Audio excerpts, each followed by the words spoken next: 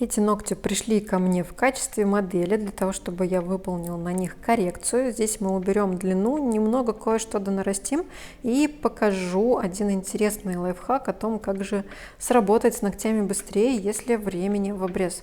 Но сначала будем снимать вот это вот все, надо избавиться от старого покрытия, и я постараюсь снять прям до тонкой подложки, потому что хочу поправить немного архитектуру, ногти слегка растут вниз, и конкретно вот этот ноготок, он еще имеет особенность, как видите, здесь у него боковая стенка вот так вот выглядит немного непрезентабельно, здесь какая-то старая, возможно, детская травма, которую сейчас, наверное, уже никто не вспомнит, о чем она и когда она была. Но сейчас уже, как говорится, время назад не вернешь, поэтому будем работать с тем, что есть. И по уму бы эту стеночку достроить, но хочу сказать, что я уже это пробовала делать, и в итоге она эту стенку расковыривает. Поэтому было принято решение с этой стороны ноготь не трогать. Но показываю все как есть, показываю без прикрас. То есть обычные ногти у меня сегодня в работе, ничего такого особо примечательного нет. Где-то что-то треснуто было, где-то что-то было сломано. Ну, в общем, стандартная достаточно ситуация.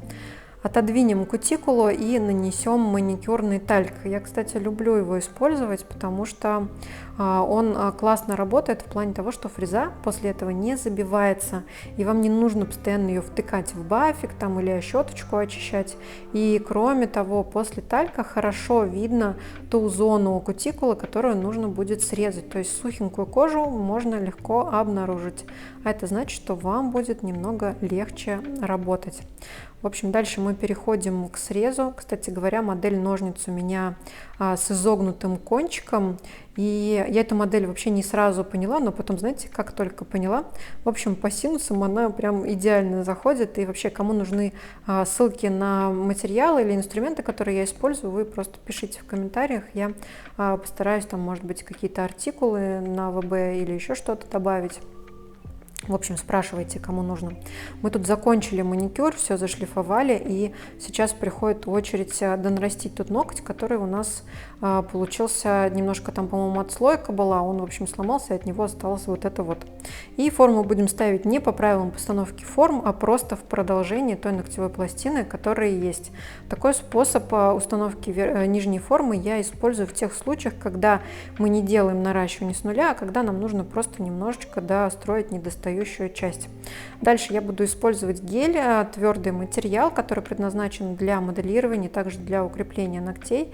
Его я просто выкладываю туда, где у меня предположительно должен находиться ноготочек, распределяю кисточкой, стараюсь сделать это не толсто, потому что потом нам форму нужно будет снять и уже достроить недостающие объемы.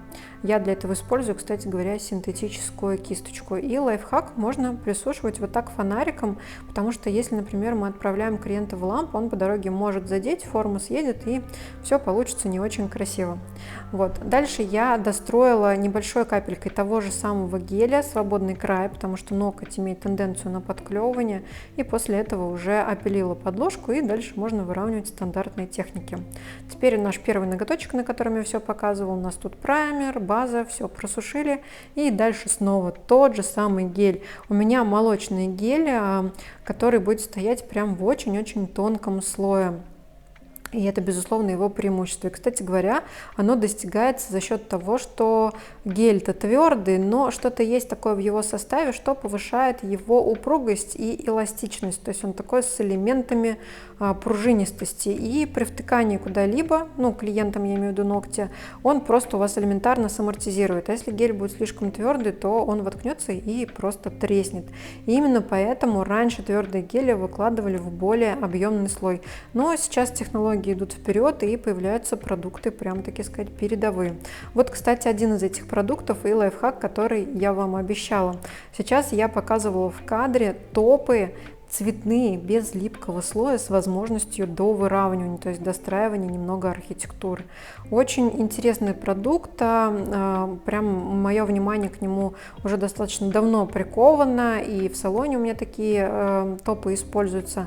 Это на самом деле очень удобно, когда у вас мало времени. То есть, например, если ногти вообще прям короткие, то вы делаете тонкую подложку из базы, ее просушиваете, дальше работаете вот этими топами. Если, конечно, имеется уже длина там чуть-чуть больше, чем чем короткая, то можно выровнять базы и сверху перекрыть таким топом. Но если ногти длинные, как в нашей ситуации, то я выстраиваю гелем архитектуру, если необходимо, опиливаю, как я сделала в этом случае, по среднему пальцу это можно обнаружить. Ну и дальше просто наношу топ в стандартной технике, сначала тонкий мокрый пол и дальше небольшую капельку для выравнивания. То есть, несмотря на плотность и укрывистость, топы цветные сейчас имеют такую возможность, как до выравнивания, и при всем при этом они просохнут. И это, надо сказать, круто. Еще знаете, какие бывают красные и белые, прям плотные оттенки? Как-нибудь обязательно в своем видео я покажу эти топы, потому что они меня вообще просто в восторг приводят. Это же классно, представляете, красный или белый. Это же вообще удивительно. В общем, здесь у нас есть практически все цвета. Это такая коллекция, она пастельная. А еще у меня есть витражная. Но это, как говорится, уже совсем другая история. Сейчас докрасим желтеньким, и, как вы успели догадаться по фону, на котором лежат какие-то игрушечки, мы будем делать крупную инкрустацию, украшение крупными элементами ногтей. И также у меня есть запасы и залежи Сваровски. А вот это Crystal Pixie. Напишите в комментариях, кто еще помнит, что это такое. Но однажды, очень много лет назад, у Сваровски вышли их бульонки, то есть хрустальная крошка так называемая. И у меня еще осталось этого немножечко добра. А также у меня остались оригинальные стразы Сваровски. Именно сегодня ими мы и будем выполнять инкрустацию. Но также мы добавим забавных таких игрушечек. Там были и яишенки, и бутылочки, много всего. Но я решила, как всегда, сочетать несочетаемое. Пластиковые, так скажем, дешевые дурацкие украшения и красивые стразы Сваровски.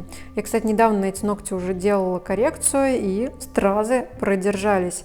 Я креплю их на самую обычную базу и дальше промазываю вокруг густым топом. Здесь мы взяли эти пиксики, и на видео, наверное, будет не очень отчетливо видно, но пиксиками мы сейчас будем протыкивать вот здесь вот все это вокруг. Мы взяли такие прозрачные, которые похожи на, так и похожи, да, на хрустальную крошку. Вот здесь у нас и бабочка, она тоже от Сваровски, смотрите, какая здоровая. Кто-то скажет, что будет зацепляться, и вообще я знаю, что мнение сейчас точно разделится на тех, кто скажет, что это детский сад и трусы на лямках, и для тех, кто скажет, что это очень прикольно. Но сейчас крупные украшения в моде, и почему бы и не да. У нас было такое очень игривое настроение, как видите, тут и мишки мармеладные есть, и всякие вот эти вот ромашечки объемные, и также стразы.